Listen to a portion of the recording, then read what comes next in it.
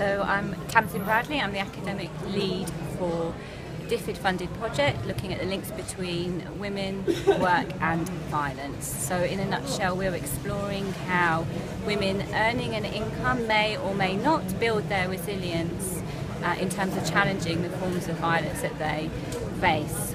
So the project itself is in 3 different strands. We have been in particular looking at the findings in relation to strand 1.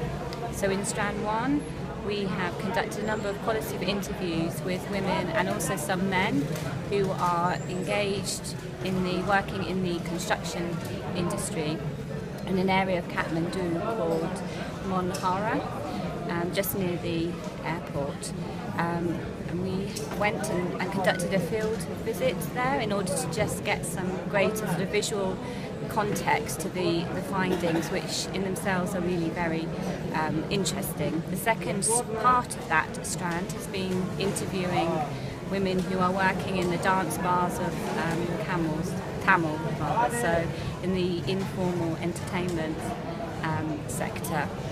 And those interviews have been supported by a wonderful organisation called Raksha Nepal that we also managed to visit. So we've been doing the rounds, visiting various key stakeholders and sharing some of the initial findings from that strand, and also meeting with our researchers, our research team here on the ground.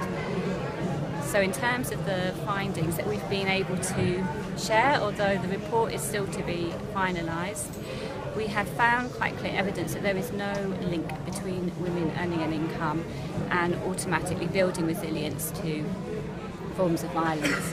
What is clear is that earning an income is vitally important, not just in terms of poverty alleviation, but also in terms of building self-esteem and self-confidence. What does matter in terms of resilience to violence is whether or not women are plugged into local women's organisations that are working specifically on that issue.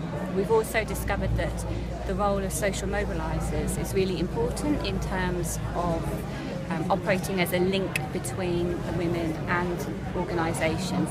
So in terms of programme recommendations, we feel quite confident we'll have a number of things that we'll be able to say. In terms of the types of violence that women suffer, they've suffered violence within the home. There's also high levels of insecurity in terms of transport to and from work.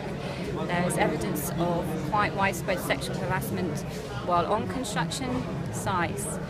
Perceptions are quite strong that rape is one of the main forms of violence that women face. Whether or not that's true in terms of prevalence or whether or not that's perceptional, we're not sure, but that came through quite clearly in the findings. The work that we've done in Tamil shows very similar kinds of findings in terms of the importance of women organisations that responding specifically to the problems that women in that sector face. Again, we found a high level of agency and self-confidence and a desire to move beyond working in the informal entertainment sector and into more business-orientated income-generating activities. So that, in a nutshell, is where we are at. More to follow. Is that enough?